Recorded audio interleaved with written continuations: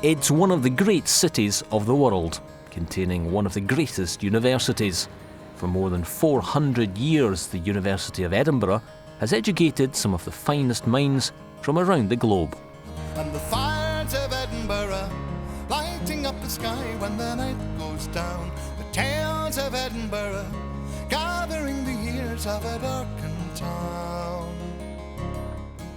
Now the university is embarking on a new chapter in its history as it opens an office to serve North America, building on the already strong links across Canada and the United States, which date back centuries. Well, in the period of the 18th century and early 19th century, there was a proverbial American invasion of students into Scotland, particularly to this city and to this university. And of course, because eventually so much of the textbook material, so much of the literature used in North American universities was the product of the Scottish Enlightenment, and also because the Enlightenment had a powerful effect on the founding documents of the American Constitution. Americans of prestige came here, like Benjamin Franklin, to find out what it was all about. And of course that then redounded on the fame of the institution in North America.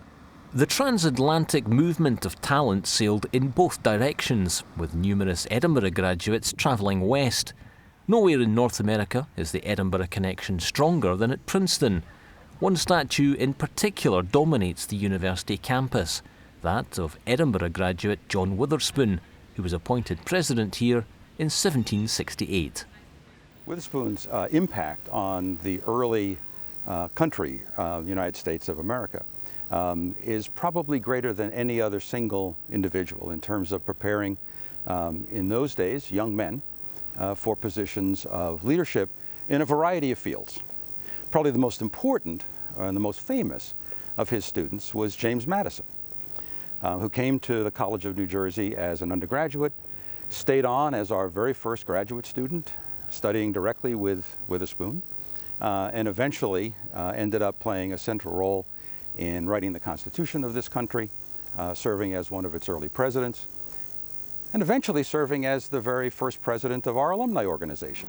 Since Witherspoon's time, the connections between Edinburgh and North America have grown and strengthened. For Edinburgh alumni like Gillian Gorman Round, the affinity felt with their alma mater is strong. Her degree in business studies has helped her rise through the world of fashion publishing.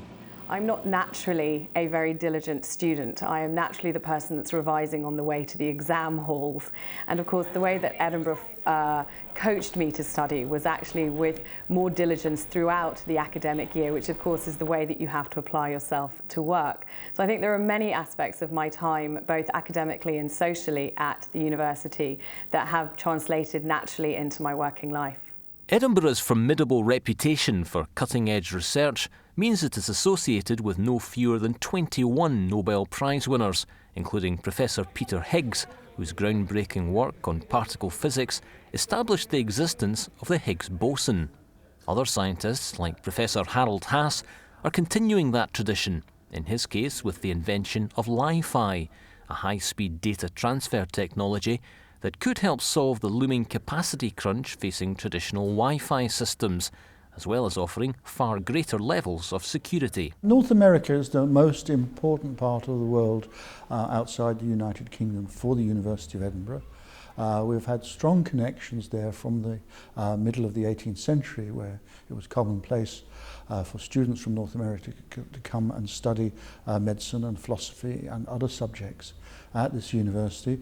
That has steadily built, and now we're in a situation where the North American students are our biggest contingent of overseas students, where we have very deep and strong relationships with the leading North American universities. So now is the right time for us to open our office in New York, which will help us further develop these very strong partnerships we have with North America. Edinburgh was recently ranked as the most popular destination for UK-bound American students, attracted both by the university's reputation and its ranking amongst the world's top 20 universities. The beauty of the city itself, which has inspired writers including Sir Walter Scott, Robert Louis Stevenson and J.K. Rowling, is also a huge draw. The University of Edinburgh is world-renowned and it's really well respected, but I think outside of the bubble of the United Kingdom, it's regarded in a different way. And I think what translates across the globe is the fact that the university has a wonderful international student body and also its quality of research. And I think because of that, it attracts a really special, unique, engaged student body. And that's what originally attracted me to the University of Edinburgh.